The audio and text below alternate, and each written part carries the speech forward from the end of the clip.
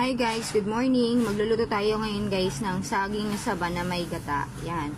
Binili namin yan guys sa kapitbahay. 60 pesos yung isang piling na yan guys. Yan. Tanggalin natin guys yung balat. Yan. Kayo guys, favorite nyo rin ba yung ganito? Ang ganda guys ng saging, mataba siya. Tapos manipis lang yung balat. Parang sulit na sulit yung binayad namin. Yan.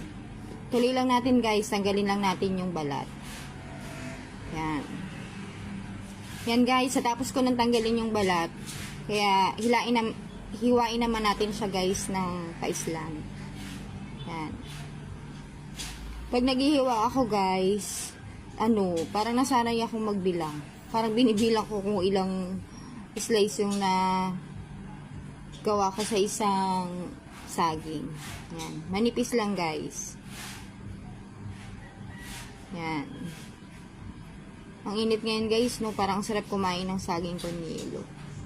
Pero itong ginawa ko, gagataan ko lang siya guys eh. Yan.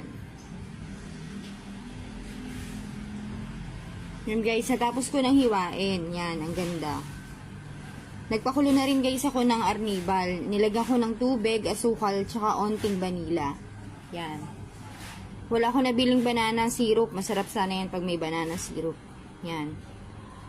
Kulo na siya guys, kaya pwede na natin ilagay yung saba. Yan. Yan. Yan guys, nalagay ko na lahat. Antayin na lang natin yan guys na kumulo. Yan. Bumili na rin ako guys ng gata. Yan. Yan guys, kumukulo na. May mga lumutang na dumi-dumi. Parang dagtayata yan. Kaya tanggalin natin yan guys.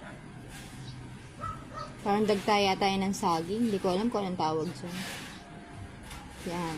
Yan guys, kumukulo na siya. Medyo makintab na siya. Kaya pwede na natin guys ilagay yung gata. Yung gata na yan guys, pinapiga ko yan sa suki ko. Kaya puro yan. Yan. Kumukulo na guys. Yan. Luto na. Kaya pwede na tayong kumain. Kain tayo guys. Try nyo. Thank you.